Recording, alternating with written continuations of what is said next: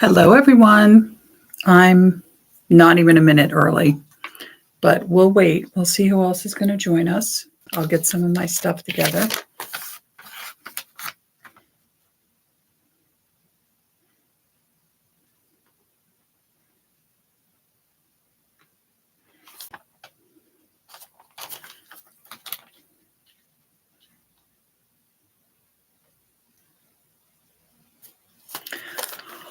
Okay, so this week I worked on patterns, simplicity patterns from both Mrs. Landis and also from the haul that I did recently, but I think also I had mixed in there some other 70s patterns. And I also found some 1960s patterns, a little cachet of them. So we're going to look at those too. But let's start with this Goodwill haul that I did because it was interesting and there was some interesting stuff in it. Let me show you the so it was all these quilting books. Here's one. And they all apparently belong to this woman. And it's kind of sad because my thought is that she passed and that the kids just bundled everything up and took it to Goodwill, which is usually what happens. I got all of them for about $2. They're not worth a whole lot. This one's kind of cool. Very 1980s. I think that they were, I think I listed all of them for about $7, but they're pretty interesting.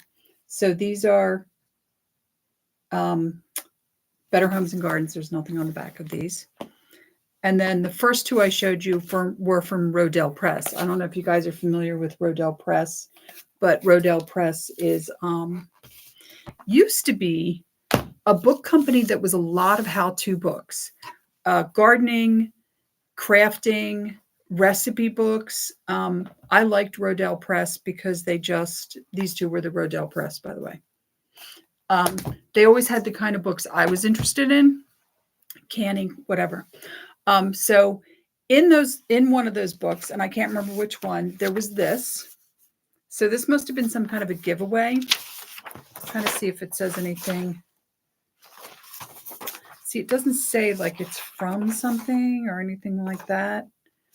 But yeah, it doesn't say where it's from. But it's the copycat, the directions, and there was this. It came with the little vellum, plastic. This is actually plastic, not vellum. Templates, and it's from. Oh wait, it does. It's from Oxmoor House. So, not sure what it came from, but it was shoved in one of the quilting books. So I was pretty excited about that. Kind of a cool quilt. Kind of interesting. I'm trying to see. Oh, did it have a year? Let's see if it has a year. No year. Oh, no, wait. 1990. Wow. Almost 35 years ago, which is so sad to me. But another thing that was in there was this. I know, right? Let me see if it belongs to.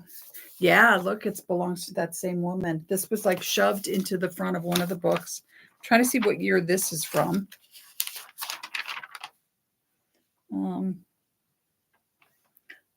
Yeah, I don't see a year. The funny thing is about these well, it says since 1969, but that doesn't really help us. But it's just like, it's a quilter's like catalog. But then you can also buy like pre-made quilts. I mean, interesting. Not to mention, I don't really see catalogs so much anymore. I used to be deluged with catalogs. I'm sure everybody was.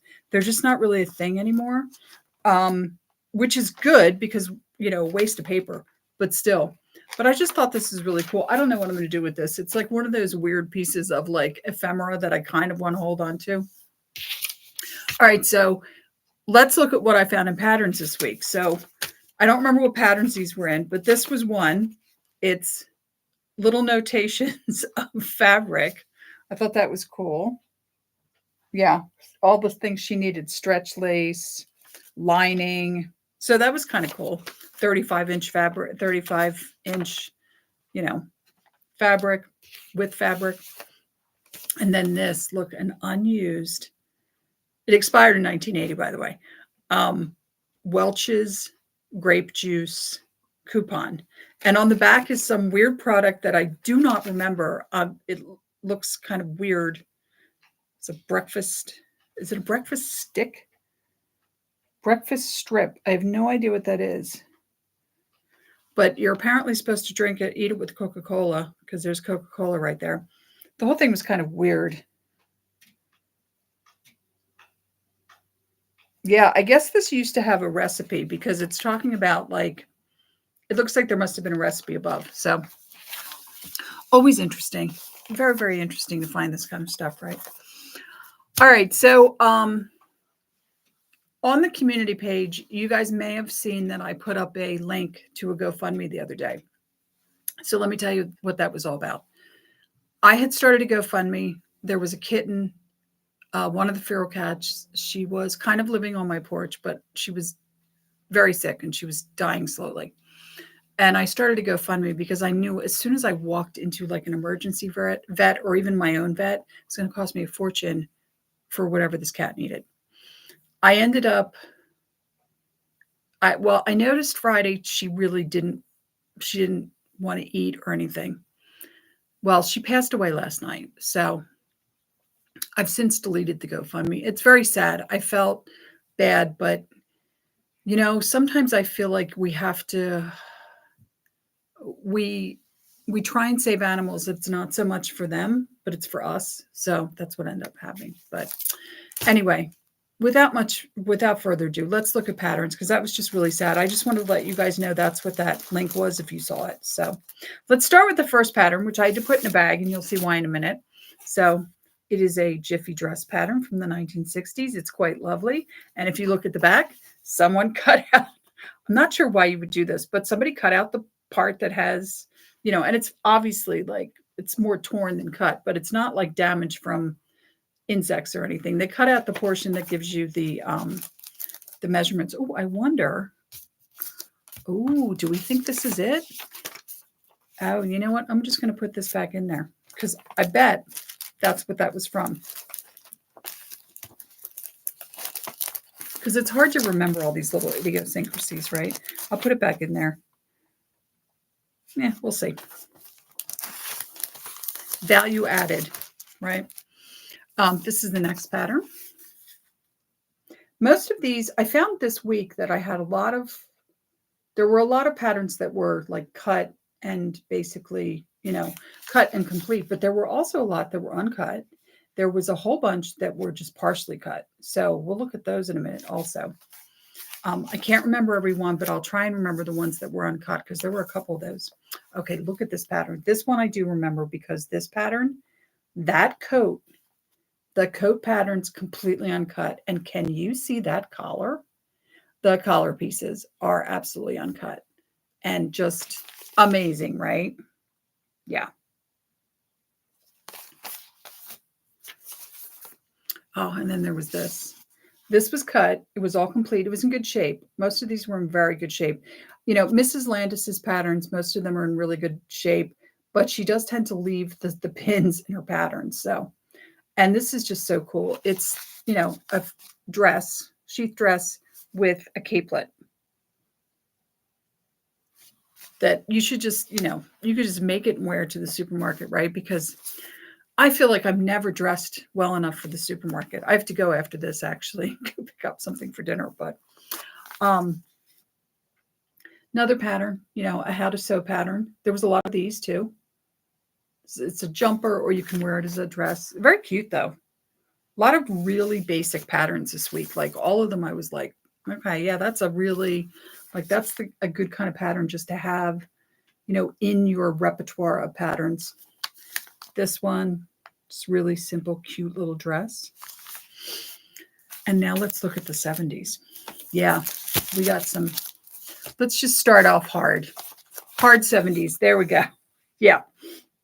So look at those bell-bottom trousers. Yeah. Kind of awesome, right? Not to mention the little the jacket, but also, oh, and this, the vest for stretch knits. Yeah, so cute pattern. Partially cut. I remember that one was partially cut. I was working on that this morning. And then what would the 70s be without hot pants? Yeah. Wow.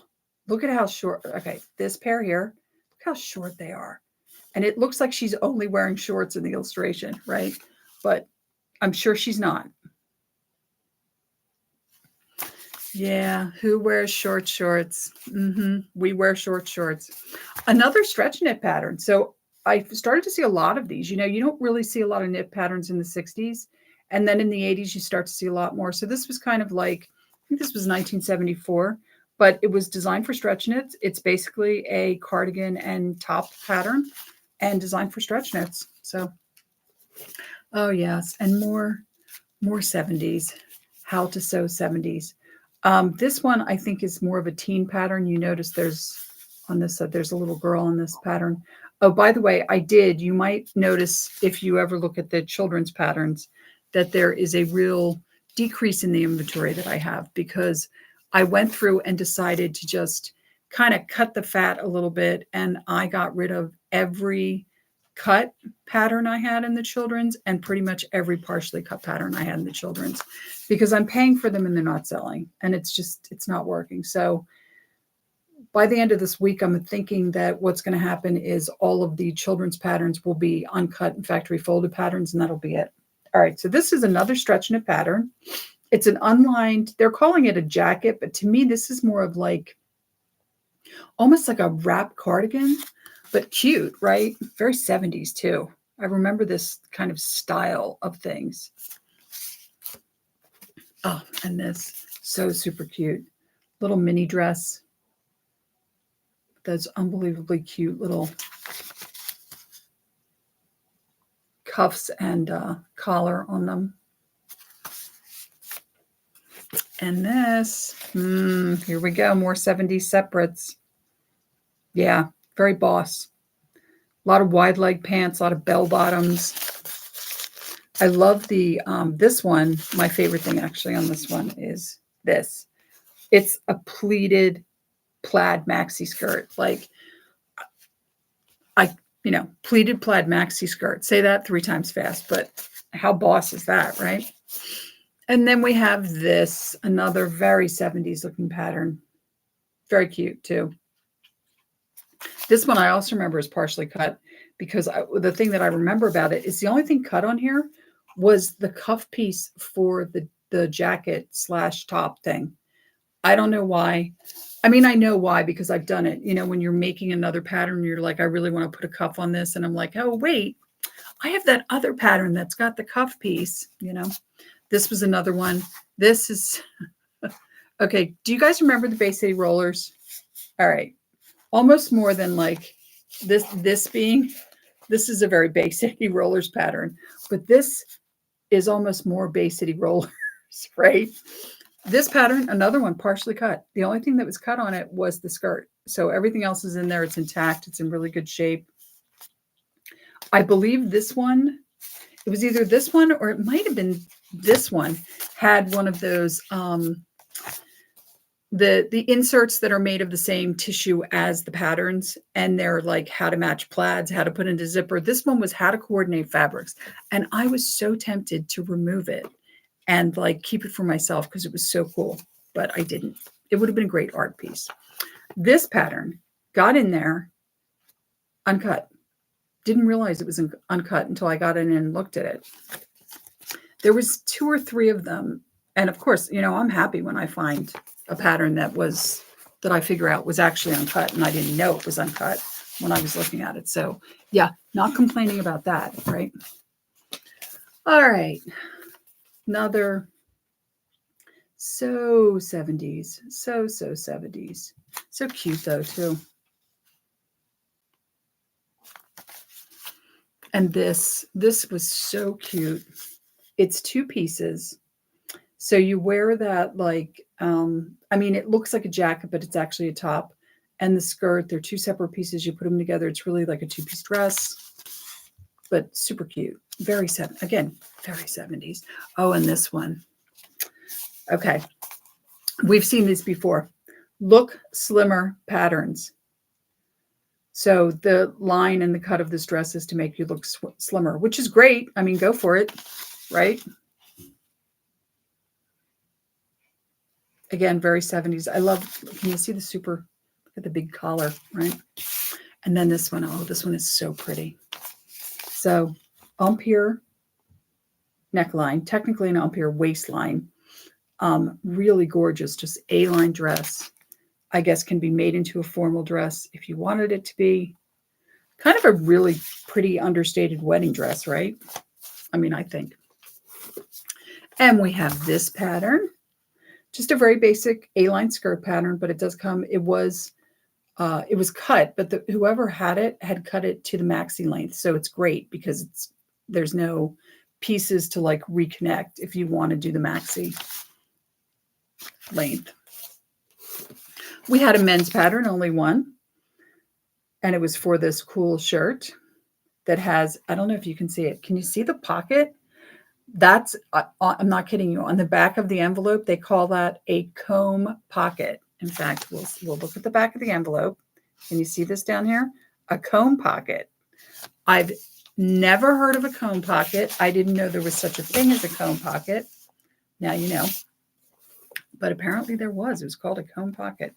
This might be, yeah, this is another one. This ended up being an uncut pattern. It's another look slimmer pattern also. And I think this is the one. Yeah, this is the one. It's zips. So it is the jumper dress thing that zips plus the blouse, 2 styles. It's very Carol Brady, isn't it? I was thinking when I was looking at it that it just seems like something that Carol Brady would wear. And of course she would because it was the 70s. And this was also an uncut pattern. And how fabulous is this? Talk about something to wear to the supermarket. Here it is. You know, your long flowing dress with the matching coat. Just, you know, just meandering down or I guess you wouldn't meander. You would kind of like glide down the frozen food aisle on this, right? Yeah. I mean, why can't we dress better? There's no law. And this is, I think it's the last one that was an uncut pattern. And it's just separates, but I love those wide leg pants. Look at those. And look, it can be a vest. It doesn't have to be a jacket. It can be a vest. Because what would my show be without at least one pattern that has a vest in it? Whoop.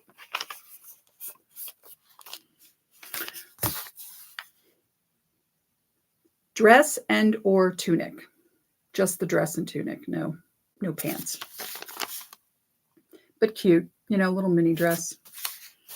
And then there's this one. Now, correct me if I'm wrong, but I swear I already had this pattern and sold it already. It is this smock dress, because I remember having this conversation. We talked about it, that it was like they used to call them smock dresses. It wasn't because they were smocked as in the sewing, you know, the gathering sewing idea, but they were called a smock dress because of their shape. And this to me was a smock dress. Deja vu all over again. I swear we've had this conversation. I swear I've already had this pattern and sold it, but I could not find a duplicate of this pattern. So here's another one. More Carol Brady, right? Here we go. Yeah. Lots of Carol Brady stuff, right? And that was about it. Now, there was something that I got done this week. Let's see if I can reach it. I finished my infinity scarf. And in fact, I've now started to make a hat, which looks horrible right now. It looks like a really kind of ugly doily, but I'm still working on it. But unfortunately, I made the infinity scarf a little bit too tight. And so I've now ended up with something that is called a cowl. But I have to tell you, I kind of like this because I'm always doing this to my scarves. Like in the winter, I'm always like triple and double and triple wrapping my scarf because I like to keep my neck really warm. So I'm pretty happy with this. So it has a ton of mistakes, so don't look too closely. But I am, relatively speaking, very happy with this. Like I said, I've started a hat. I've started a beret. Just looks like a doily right now. I can't remember what this stitch was called. I think it's called a V-stitch. Not too horrible, but I haven't crocheted in so long that it was a real learning curve. So yeah. And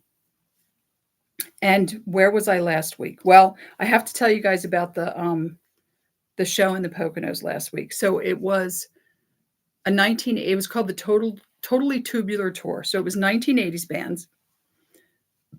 They were kind of one-hit wonders. I don't want to say one-hit wonders because there were several bands that were one-hit wonders, including, hi Pamela, how are you? There was let me think. I can't remember who. The Plimsolls, who were in the movie Pretty in Pink. So that's their big claim to fame. They had one really big hit song called A Million Miles Away. Then there was Tommy Two-Tone, 8675309, Jenny, right? And then it was, and they kind of stole the show. I got to be honest, they kind of stole the show. Bow Wow Wow, who Annabelle, the lead singer from Bow Wow Wow, as in I Want Candy Bow Wow Wow. I couldn't believe it. She's got to be in her 60s, right? She's at least my age. She's in her 60s. And she was incredible. Her voice sounded great. She was all over the stage. They did I Want Candy. They did what was the other big song? Aphrodisiac. And I can't remember what their other big hit was. But they did all their hits, right? And they were great. Men Without Hats was there. They were really good also. And then, now this was interesting. It was supposed to be the Romantics.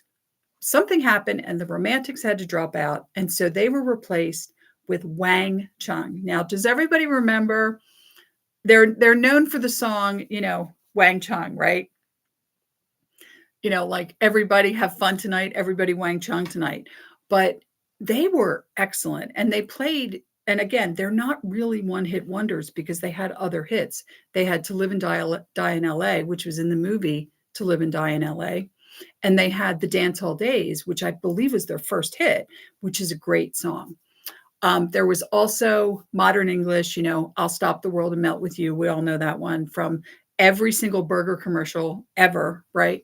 And then it was Thompson Twins and Thomas Dolby. Now, Thomas Dolby was She Blinded Me with Science, and Thompson Twins was, I just always remember that song, Hold Me Now, blah, blah, blah.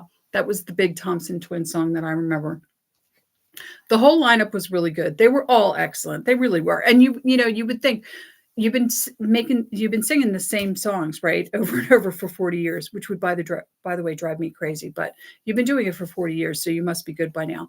But they were all really good. But I have to say, and you know what? I was going to say Bow Wow Wow was probably the best, but I got to say Men Without Hats was really good too. I mean, really, really good.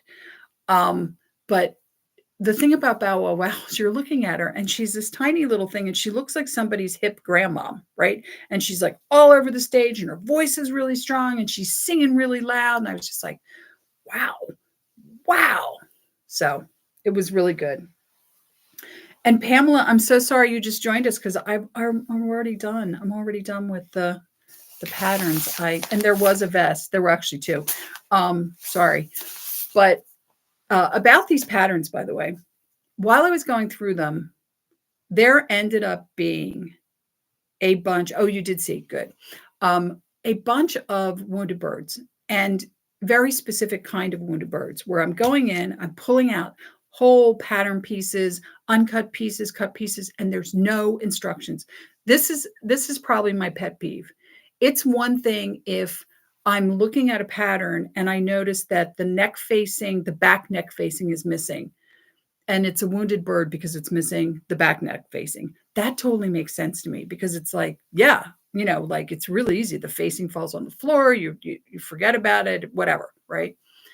But the instructions, I'm really probably a little bit OCD, but I'm always putting my instructions back with my patterns. I also I iron my patterns so that they, are in, I don't know, better condition. I'm a little OCD about my patterns. And Speaking of OCD about patterns, I got these books this last Tuesday.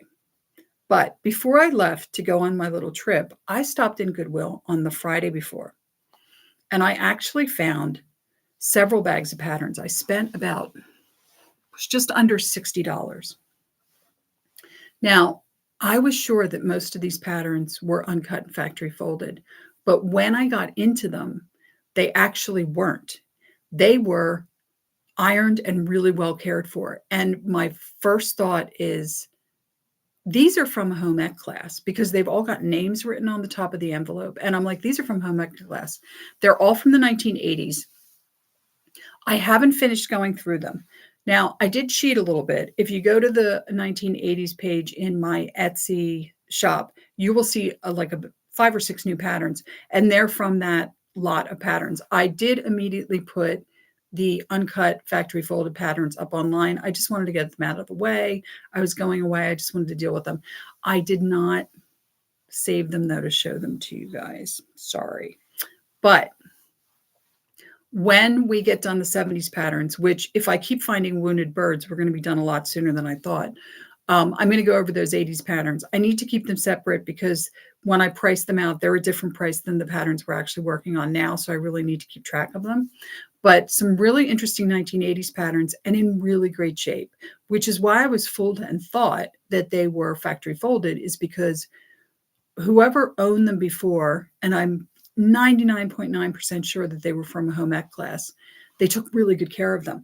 All the pieces that were cut were, folded back up and put into nice little packets. And everything that was uncut was also folded back up and ironed and put into really nice, so that it could fit back in the envelope, which absolutely I think is from a home ec class. So anyway, we will look at them.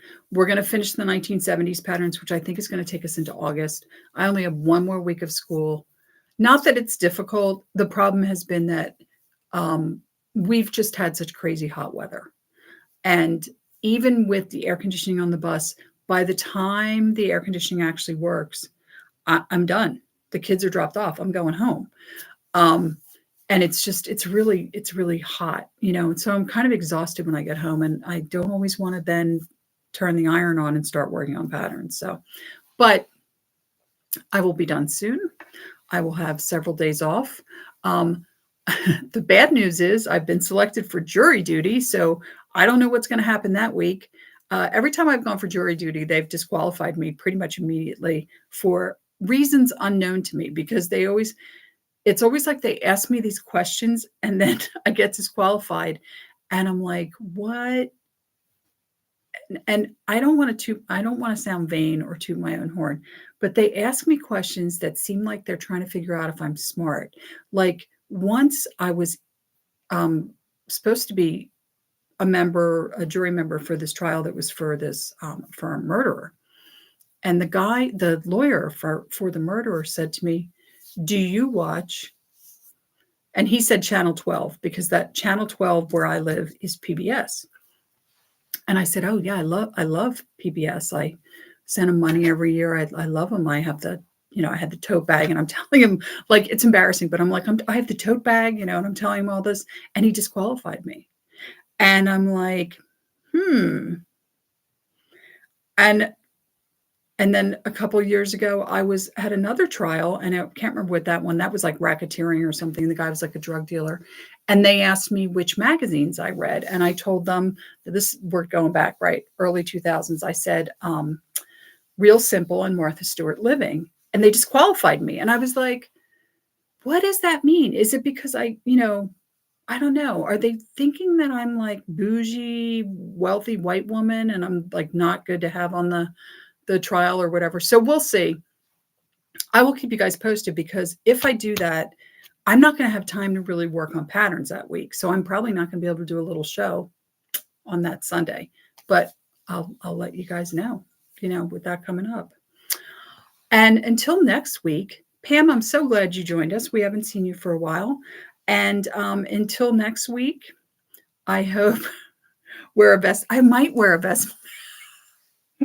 I should make myself like, you know what? Wait, Pam, I should take I should take this pattern for the cats and make it into a vest and wear that. And maybe I'll take my crocheting with me. I'll just sit there and crochet in my cat vest and see if they immediately disqualify the crazy cat woman. Right? Okay. Sorry. Anyway, until next week, I hope wherever you are, it is not horribly, horribly hot and you're surviving the summer. Stay well. Thank you so much for stopping by, and I will see you next Sunday, same time, and we'll look at more 1970s simplicity patterns. Bye.